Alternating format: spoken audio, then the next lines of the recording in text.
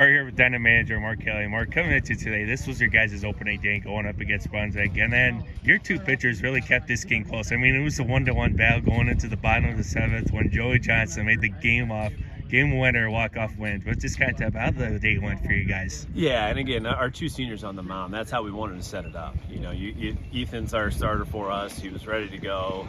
It was lights out. You bring in Nolan. He's been lights out all year too. So that was kind of the expectation, the game plan going into it. And we executed that. And they kept us in the game. And, you know, they battled a couple infield hits, you know, to get their run and stuff like that. But it didn't phase them. And that's just senior leadership that you get on the mound from them. And then obviously you give number 8 the bat anytime in those moments. He wants it, you know, and he's already showed that through our first 5 games. So.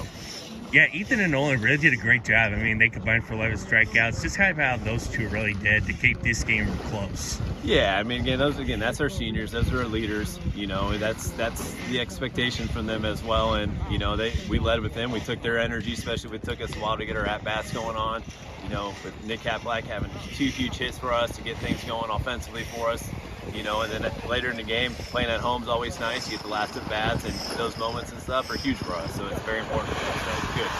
Yeah, beginning in the bottom seventh, I mean, Nick got off to a great start, and then just kind of talk about how awesome it was for Joey Johnson really to seal this game. Yeah, I mean that's our league rivals, you know, and this game's always been here for 3 years, and that's a game you get every single game, you know, whether if it's our place, their place, playoffs, whatever, you know. But again, that's a guy that's been there, done that before too, and you know, give number 8 the bat anytime, anywhere. So we're ready for it. Yeah, I mean, you guys started out the season down in South Carolina, but just kind of about how awesome it is to be back on the start off with a win.